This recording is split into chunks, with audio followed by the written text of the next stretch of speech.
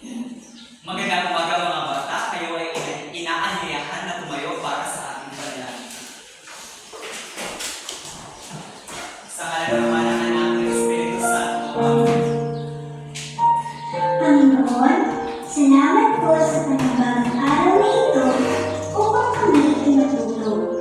Buksan niyo po ang aming isipan upang lubos na maintindihan ang aming mga aralin.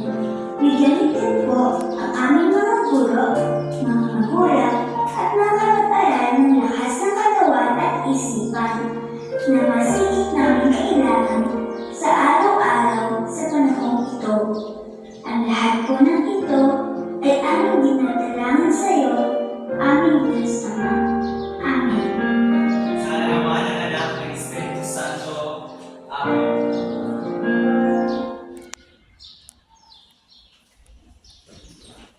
Magayong na adlaw kamayon ang mga iso. Maayong buntag mga bata. Good morning, class. Magandang araw mga bata. Ako nga pala si Giancarlo Balante. Pwede niyo akong tawagin Teacher John o Ginoong John. Ako naman si Binibining Nestle. At ako naman si Binibining Layan. At ako naman si Binibining Siti. Magandang umaga! Ay aming Haina.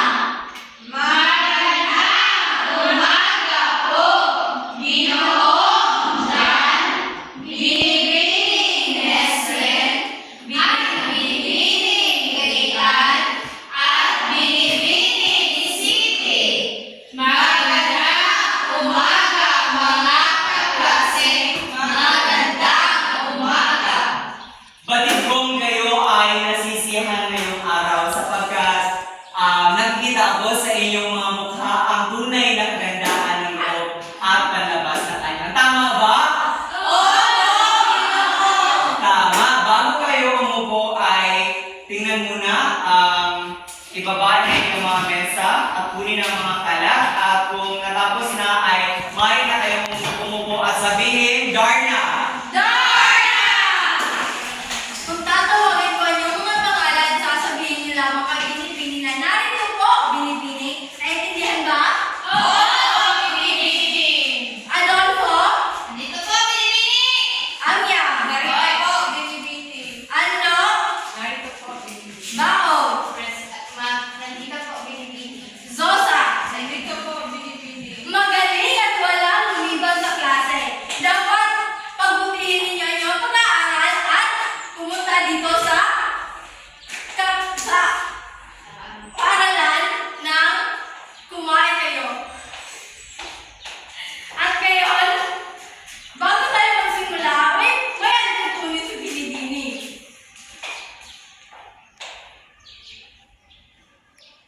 Una, makinig sa guro kapag ito ay nagsasalita. Anong gagawin kapag nagsasalita ang guro dito sa harapan? Makinig! Galing! Kapag ay sumagot, itaas ang kanang kamay. Anong gagawin kapag sasagot ang Binibini?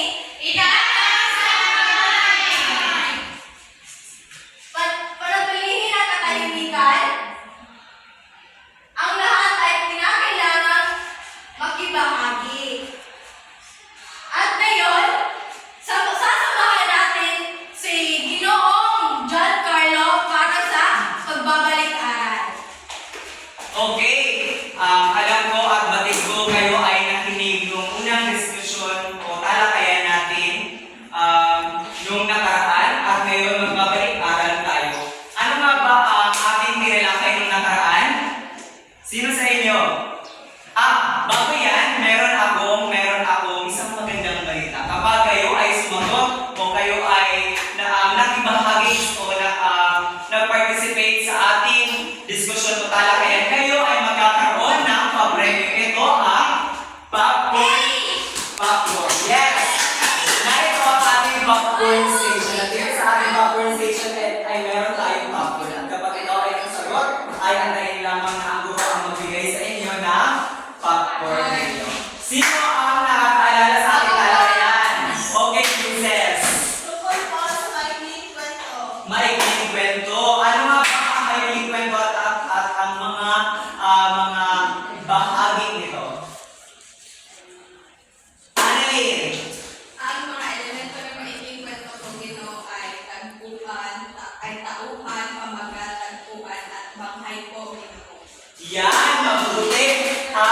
Teacher Leanne, binibining Leanne, ibig ko si Annalyn at si Princess ng popcorn bilang isang kagrimbala. Tama, mabuti naman at kayo ay nakakaalala pa sa ating diskusyon o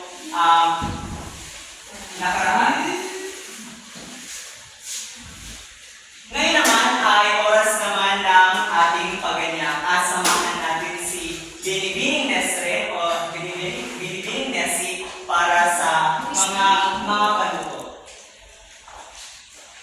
Ngayon ay may ipapakita akong video presentation sa inyo. At dapat kayong magdinig at tumingin ng mabuti. Dahil mamaya may mga tanong si Binibining. At kung may possible tayo dito.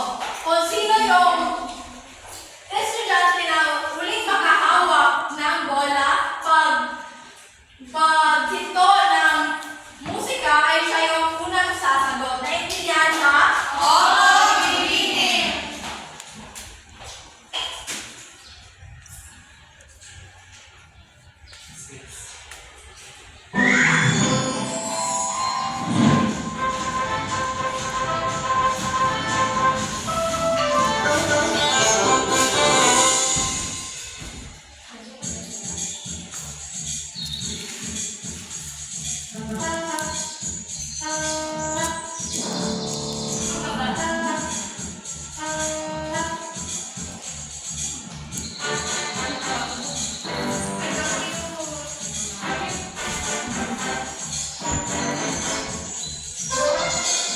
Narinig mo ba yung ingay yun? Hindi. Wala akong narinig.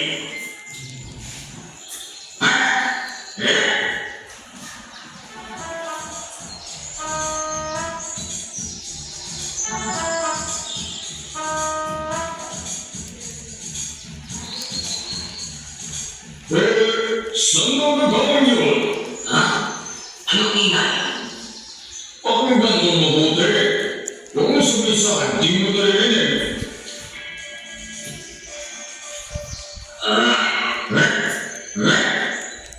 Oo siya.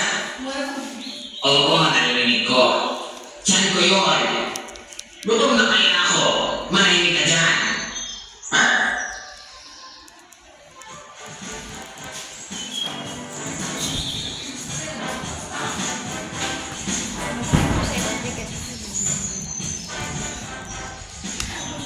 Hoy! Tingnan mo yung ginawa mo. Hindi ko kunin ko. Ha? Ha? Ha?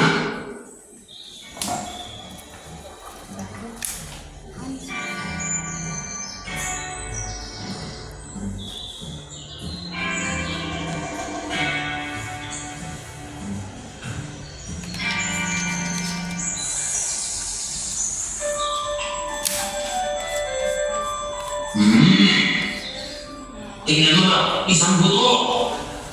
Oh, oo nga.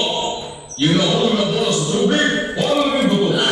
Sinasabi siya yung totoo. Buto nga yan. Oo nga. Yan ang bolang nahulog sa tubig na naging buto. Paano gusto mo kainin? Tara, kunin natin. Yan na siguro ang sagot sa hingin natin. Paano? Paano natin malalabas yan? Sige, isipin ko. Alam ko na. Inumin na lang natin lahat ng tubig. Pagtapos na, mapapasakin na ba ito? Baka, para sa ating dalawa. Yun nga sinabi ko.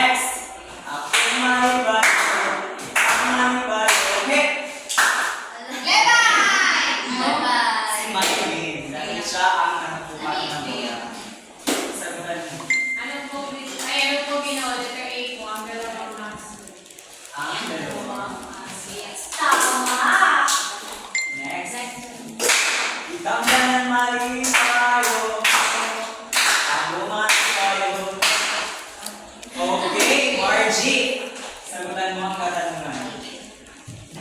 Ang tagpuan sa nakanood ay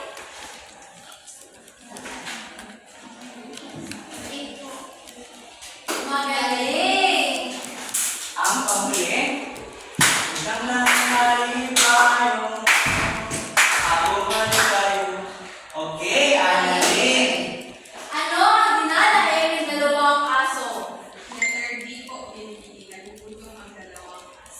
Magaling! Bigyan niyo ng magaling lang ang bawat isa. Sa laboratory, magaling, magaling, magaling, galing, galing. Okay, maraming salamat at batid ko ay kayo ay nasiyahan sa pinanood yung presentasyon o video. At ngayon ay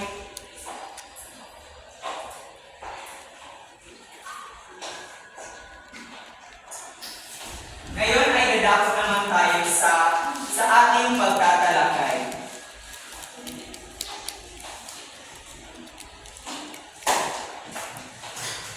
Kayo ba ay handa na para sa ating talakayan?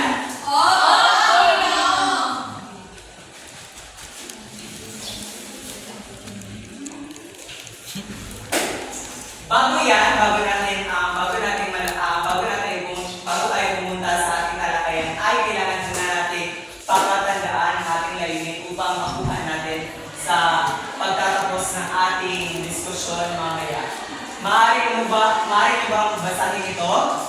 Nasusuri ang mga kaisipan, tema, layunin, tauhan, tagpuan, at pagpapahalagang makapagkaloob sa panood ng layunin pelikula. Okay. Meron na tayong layunin. At maaari mo bang sabihin sa akin kung ano nga ba ang ating paksa para sa araw na ito? Okay, Marshall.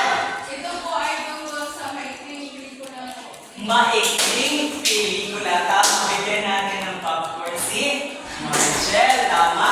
Very good. Maikling pelikula. At ngayon ay atin nang malalaman kung ano nga ba ang ibig sabihin ng maikling pelikula. Ang maikling pelikula ay tinatawag ding sine. Nakakita na ba kayo ng sine? Okay. Sine ulit ang sining na may simula, gitna at wakas. Ito ay karaniwang napapalooban ng mga mahalagang elemento katulad ng tauhan, tagpuan, layunin, tema at mahalagang kaisipan. So ang maikling pelikula ay meron itong simula, gitna at wakas. At base sa aking binasa ay meron itong mga elemento na tauhan, tagpuan, layunin, tema at mahalaga pang mga kaisipan. At ngayon malalaman natin kung ano nga ba ang ibig sabihin ng mga elemento ng maikling pelikula. Una,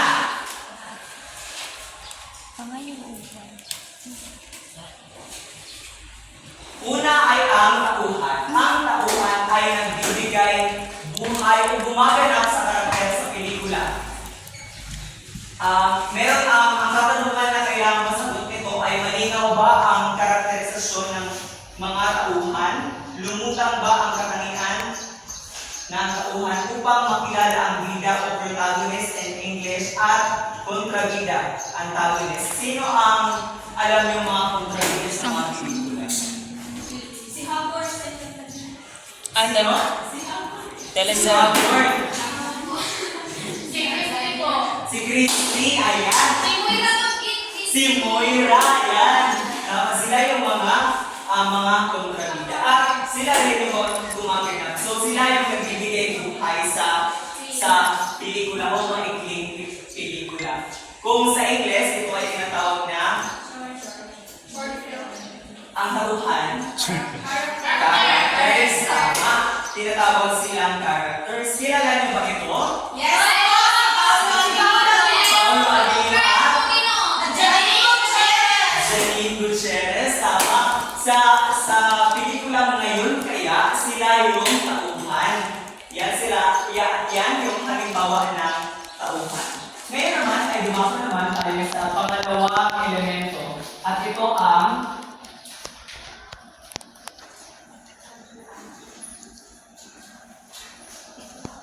istorya o pelikula. Ang katanungan na maaaring masagot dito ay may kaibahan ba ang istorya sa mga dating na panahon na ito isang ito na isang gasgas na kwento lamang? Malinaw bang naihahalay ang kwento? Ang ibig sabihin ng istorya o pelikula, ito yung content o nilalaman. Story is, sa English, yung story about story nito. Di ba kapag nanonood kayo ng pelikula, o let's say, o sabihin natin na mga K-drama, kapag meron tayong interest dito dahil nagaganahan tayo sa content nito o sa nilalaman nito, ay gusto talaga natin. Pero kapag alam na natin o tinatawag na spoiled na tayo o nakikita na natin ito, pangkaraniwan na lang ito, hindi na tayo nagugustuhan pa na tumingin pa dito dahil gas-gas na. Ito yung sinasabing gas-gas na. Pero kapag meron ito originality or yung plot twist niya ay maganda, nagaganahan tayo na tumingin. Ito yung pangalawang elemento, yung istorya o pelikula. Ito. Kagaya nito, siguro, ang nilalaman nito ay yun yung istorya o pelikula. Sa pangatlo naman ay taguan. Ito yung lugar o pinangyarihan o pinagdahusan ng pelikula. Ito yung lugar. Maaari ba kayo magbigay ng lugar kung saan ginaganap ang isang pelikula? Yes. Sa bahay, tama. Maaaring sa bahay. Kumuha ka ng popcorn. Meron ng popcorn. At saan pa? Okay. Ikaw. Simbahan po. Sa simbahan, tama. Maaaring ang tagpuan ay sa simbahan. Saan pa? Party po yan. Leia. Party. Sa parke. Meron ka ng popcorn? Wala po. Okay. Ito ang iyong popcorn. Thank you. Sa parke, maaari yan yung mga tagpuan kung saan dito nagaganap ang pelikula. Kagaya nito, sa bahay ni Lola. So, dito nagaganap. Ito yung tagpuan. Pero, ito yung title. Pero kung titingnan natin sa literal na aspeto ay ang tagpuan ay maaaring bahay ni Lola. Pang-apat naman ay cinematografiya. Mapusyaw ba, sinasagot ang katanungang mapusyaw ba o matingkad ang kabuuang kulay ng pelikula? Nakatulong ba ang paggamit ng visual effects sa paglutang ng mga nangyayari sa pelikula? Ang cinematografiya ay ito yung paglalapat ng mga visual effects o color grading kung sa Ingles. Yung pagbibigay o paglalapat ng kulay para ito ay maging kapanapanabik para sa mata ng mga nanonood. Kagaya nila ito. Kagaya nito, ito yung setting. So ang cinematografiya dito ay nakikita dito ang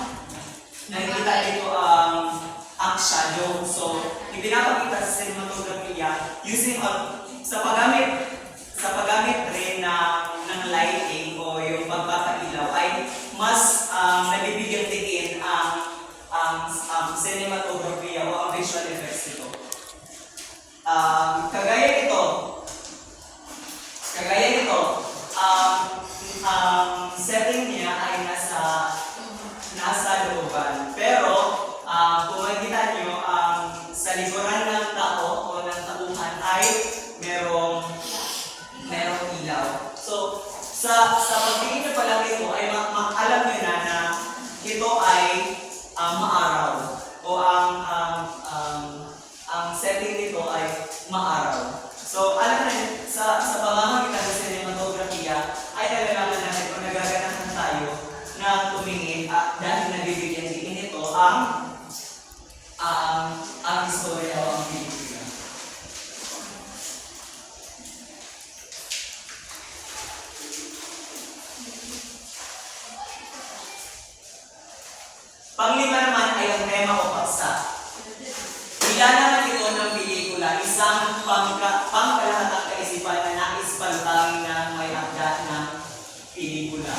tema o paksa. Halimbawa, ito yung nilalaman ng pelikula, kung ano ba ang mensahe na gusto kong ipaabot. Kagaya na lang ng maaari ba kayo magbigay ng tema. Maaari ang tema ay pagmamahal. Maaari ang tema ay Malungkot. ang kalungkutan. Yan ang tema. Kung ano yung nadarama mo. Kung ano yung gusto ipanghiwatig ng may akda o yung director ng pelikula. Kagaya ka lang ito. Napanood niyo ba I Love Disney? Yes po! Grabe! Nagpasok. Isa itong Pinoy movie kung saan ito siya ay isang seminaryan at ito naman ay isang ordinaryong babae na sila ay nabighani sa isa't isa. So ang tema natin dito ay pagmamahal. Yan. Ang susunod naman ay ang paglalapat ng musika at tunog. Ito ang musika tumutugtog habang may eksena. Ang musika ay maaaring nagmula sa eksena. Alam niyo ba yung background music? Tinatawag sa Ingles. Ito yung ginagamit o ang paglalapat ng musika at tunog ay nagbibigay din sa istorya ng pelikula. Kagaya na lang na kapag ikaw ay kung ang bida o ang kontrabida o isang tauhan ay naglalakad. Kagaya na lang ito. Naririnig niyo ba yun? Sa pamamagitan ng paglapat ng musika at tunog, nabibigyan kayo, nalalaman natin na isang tao ay naglalakad sa isang tahimik na lugar. Napagtanto niyo na ba kung ano ang mga elemento ng maikling pelikula? Naiintindihan niyo na?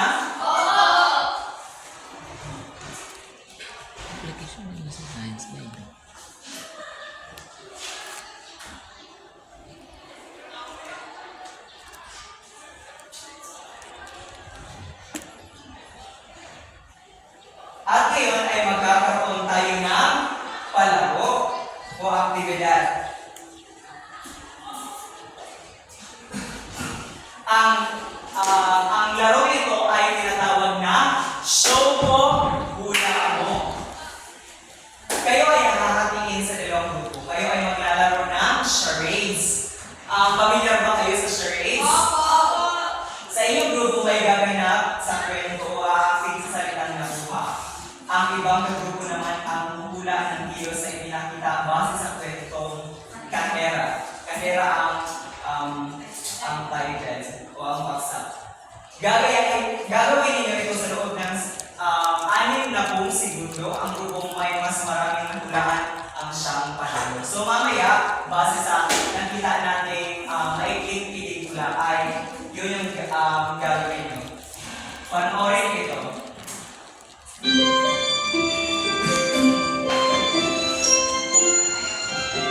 Thank you, sir. Good morning po. Good morning. Bigyan mo nga ako ng hamburger meal. Tapos yung fries, i-upgrade to large. At yung soft drink to pineapple juice. Tapos yung nameplate mo, tabingin. Okay, you Kulang ordered. yung ngiti mo. Dagdagan mo. Kailangan, pati yung mga mata mo. Naka-smile.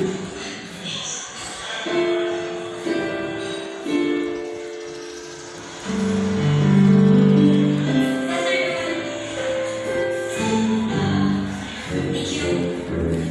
Good afternoon. Can I take your order? Bigyan mo ako ng burger steak meal. Ma'am, would you like to try your peach mango pie to go with your meal? Mango, Iya. Hindi mango. Ulitin mo.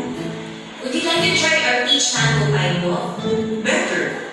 But no thank you.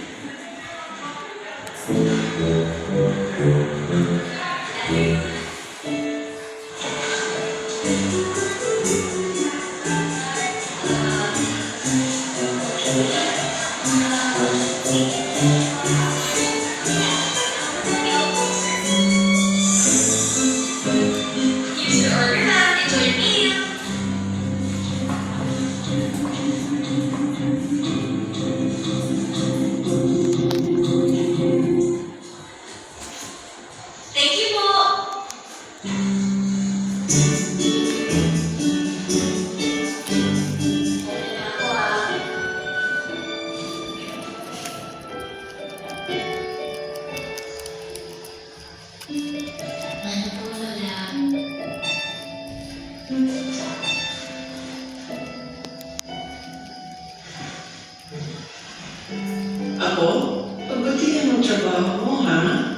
kinakailangan na nandun ako parati. Hanggat kaya ko, susuportahan kita hanggang maging manager ka.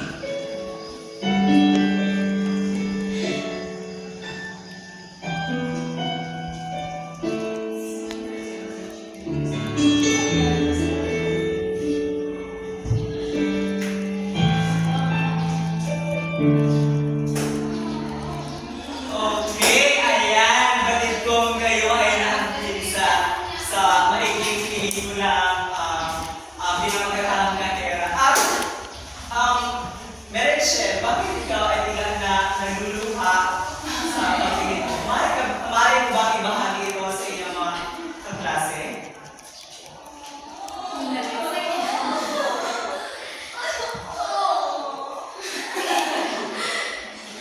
Ano po, nakakatas po yung niya sa kanyang pagiging, ano po,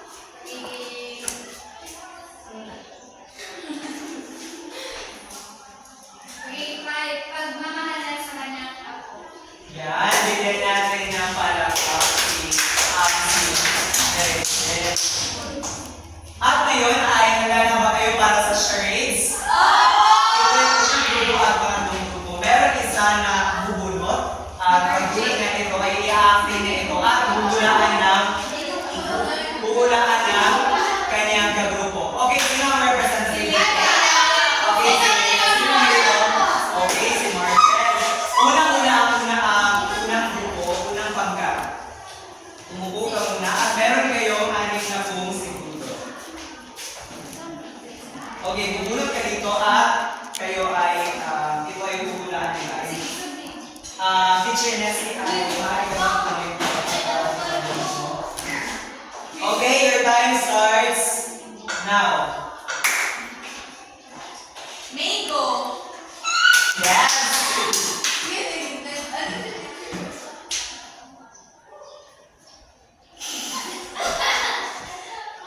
Pas. Wait.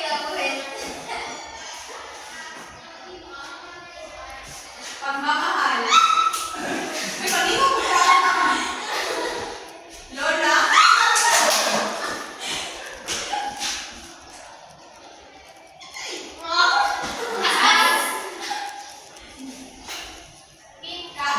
Kumakain. Ay, chicken.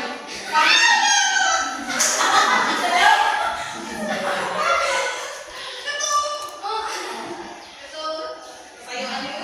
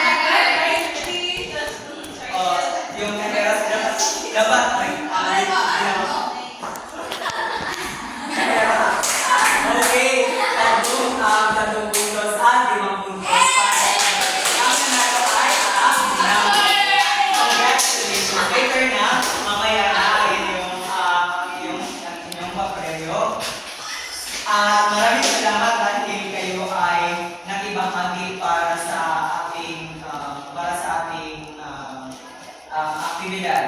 At ngayon naman ay magkakaroon tayo ng paglalakad na ibibigay naman ni Binibining City. Ayan, batid ko ay meron na kayong natutunan ngayong araw sa isinalakay ni Ginoo Chan. At ngayon, magkakaroon tayo muli ng maikling pagpipula at dapat ay unawain nyo ito at intindihin sapagkat pagkatapos nito ay merong mga tanong sa Binibining na kailangan nyo sagutin. Handa na ba kayo mga aral? Oo!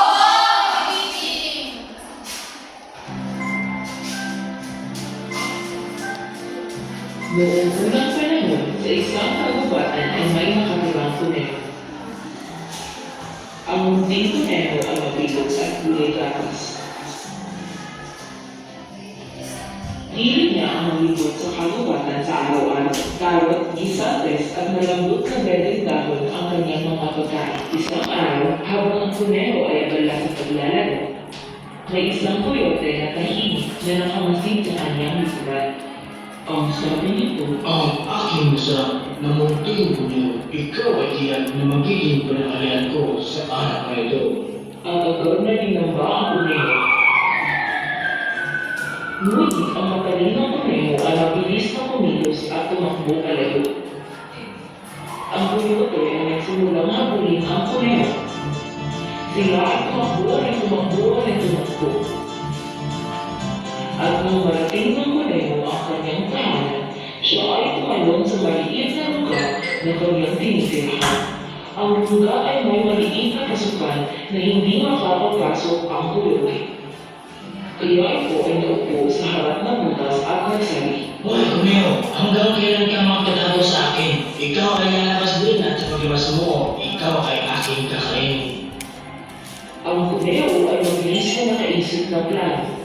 Siya ay nagsimulang magkay sa loob ng lugar at sa madaling panahon, siya ay nagkaroon ng ikalawang labasan sa kanyang tahanan at ito ang ginagamit niya kapag kailangan niyang lumagas.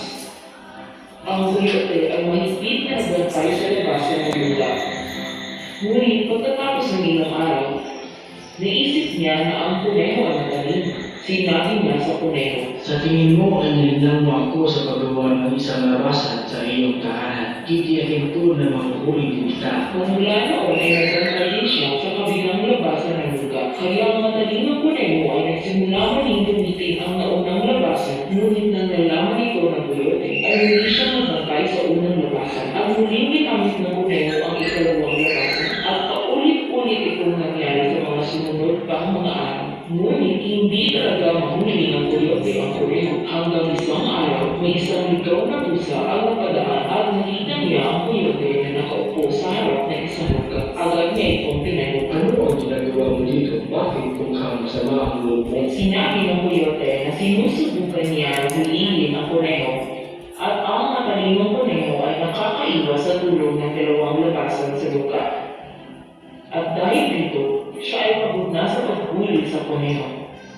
Ang ligaw na pusa ay nangako na tutulong sa coyote at sinabi niya na kung sila ay magtutulungan, mas madali nila mahuhuli ang kuneho. Ngunit dapat ay magkaroon siya ng bahagi sa kuneho kapag ito ay nahuli nila. Ang coyote ay agad na sumang-ayon at nangako na magbibigay ng bahagi sa ligaw na pusa. Sinabi ng ligaw na pusa na ilagay ng coyote ang kanyang buntot sa loob ng isang labasan para sa pilitang lumabas ang kuneho sa kabilang labasan. Hanggang ko siyang sasakayin sa oras na lumabas siya sa kabilang labasan. Sabi nito, narinig ng kuneho ang kanilang masamang balak at mabilis siyang natukay sa isang gilid ng kanyang lugar at ligtas na nagtago doon. Ang coyote ay agad na inilagay ang kanyang tutok sa loob ng butas. Ang matalinong kuneho ay mabilis na nagbukos ng puting pintura sa buntot ng coyote, kaya nang lumabas ito sa kabilang dulo, ay inakala ng ligaw na pusa na ito ang buntot ng kuneho at agad niya itong sinalakay at mahigpit na hinuli ng kanyang matutulis na ngipin. Ang kuneho ay nagsimulang mapanggap na nasasaktan at sumigaw na. Sa narinig na ito, ang ligaw na pusa ay nagsimulang hilangin ang buntot ng mas malakas. Sa kabilang bahagi, ang coyote ay nagsimula na din sumigaw. Pagkabalong ako! Pagkabalong ako! Naisip niya na ang kuneho ang kumakagat sa kanyang buntot.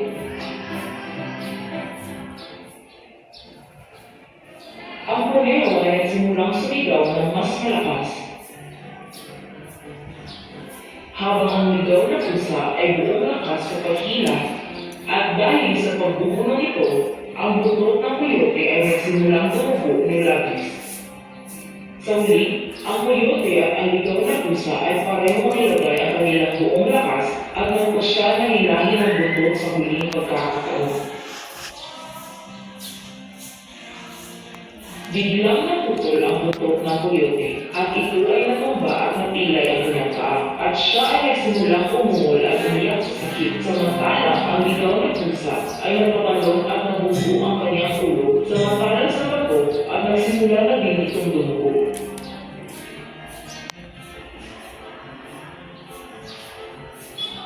Ang dalawa ay nagsimulang magtalo at nagsisihan sa isa't isa. Ang argumento ay nauwi sa mabangis na labanan ng dalawa at parehong nagsasak sa palit. Muling nakamot at nagsimulang isumpa ang isa't isa at sila ay nangihinang naghiwalay.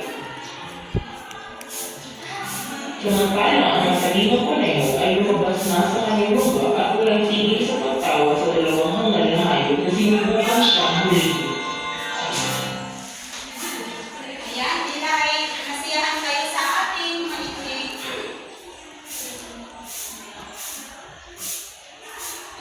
pelikula. At ngayon ay bakit ko ay masasagutan niyo ang aking mga katanungan. At sino na ba ang handa sapagkat sino ang makakasagot ay may popcorn? Ako! Pinipili! Mauna tayo sa tagpuan. Saan naganap ang maikling pelikula? Ay, maikling pelikula. Ako po, Livia. Livia na si Livia.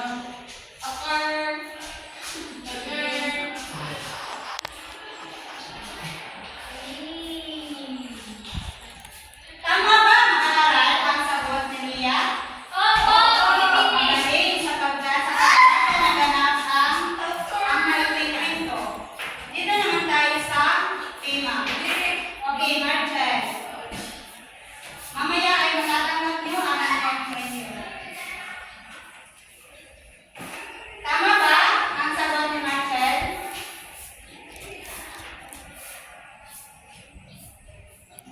Ito ay aral o mensahe na hatid ng ating aming ipinakita ngayong pelikula. Sinasabi dito na kahit matalino siya ay dapat din mayroon siyang pasensya, hindi yung ang gagamit siya ng magiging lahat siya para makapanakit ng iba. Diba? Mga aralin din dapat tayo maging lahas sa ating kapwa. Dito naman tayo sa mensahe. Ano ang mensahe na hatid ng ating maikling pelikula? Sino ang nais sumagot? Okay, Annalyn.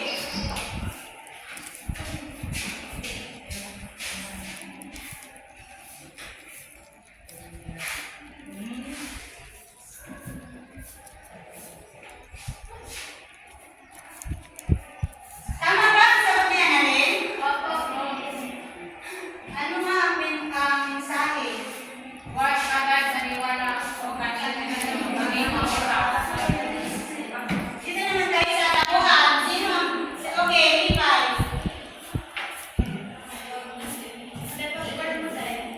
At sa layunin, ang panghuli. Okay, Maylin. Okay, sa tawahan si matalinong kumigo, coyote at pusa. Dito naman sa layunin ay maging matalino sa mga bagay. Bakit ko ay naiintindihan niyo na ang ating talakayan? At ngayon, meron akong mga katanungan. Ano nga ulit ang pamagat ng pelikula na panood niyo? Okay, Annalyn. Tama, magaling. Bigyan natin ng magaling clap si Annalyn.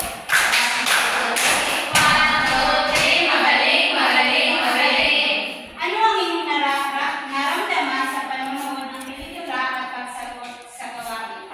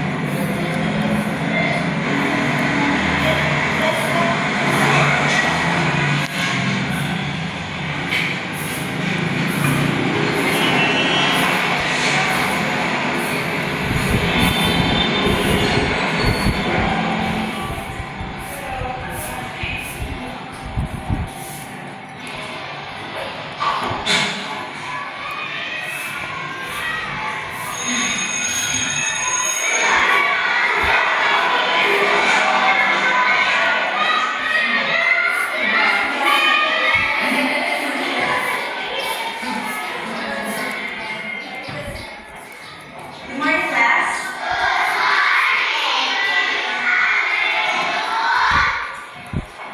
Okay, so ito na ang test results ninyo. Andres, Castro,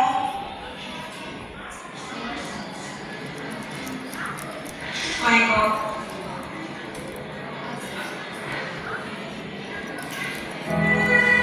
Sabi sa'yo, ayaw na yan eh.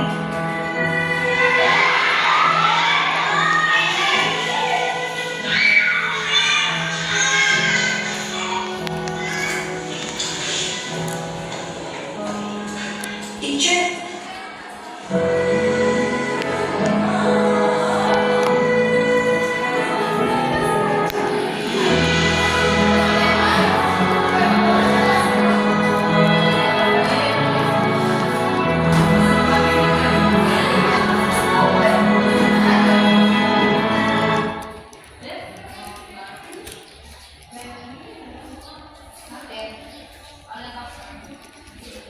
Ngayon, naunawaan niyo ba ang makiling pelikula na ito pinanood? Oo! At itong si Marshall ay nag-rush talaga sa pinanood ng makiling pelikula. Ngayon, ay mayroon ako dito mga papel na may mga katanungan base sa inyong pinanood ng makiling pelikula. Sagutan lamang ito ng tahimik.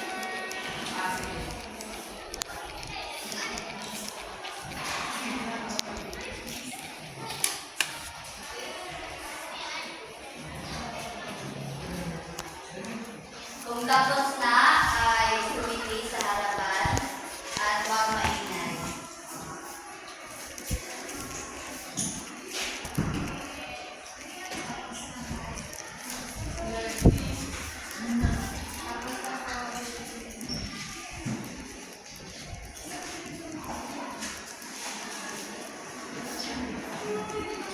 Ngayon ay may takdang aralin kayo. Ulitin niyo yung mga kodema at isundan ng inyong pasangalan. Ang panuto. Kung nakakapastong impormasyon ang sumusunod na t-chart, gayahin ang format sa sabutang papel. Pagsusuring na inyong pelikula. Ilagay niyo mga sagot kung may nakuha kayong mga elemento, papaano niyo sinusuri at ang kahalagahan nito. Kompletuhin at pahayag. Bilang mag-aaral, magagamit ko ang aking kaalaman sa pagsusuri ng maikling pelikula sa pamamagitan ng kompletuhin ninyo ang inyong itong sentence o mangungusap. Naintindihan ba? Oo! Ngayon, pagsitayo ang lahat. Mga mahal kong mag-aaral, batid ko na at alam ko na kayo ay gusto na maging guro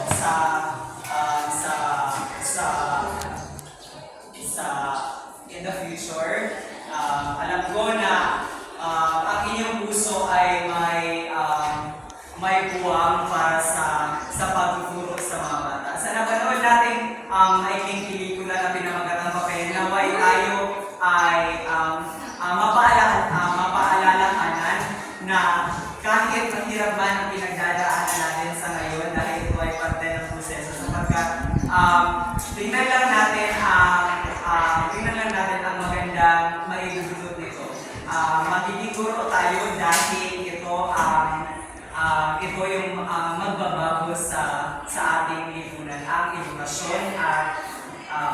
alam natin na mahirap, ngunit para sa bata at sa bayan. Ako nga pala si Peter John. Ako naman si Binibining Nesret. At ako naman si Binibining Layan. Ako naman si Binibining Siti. Pa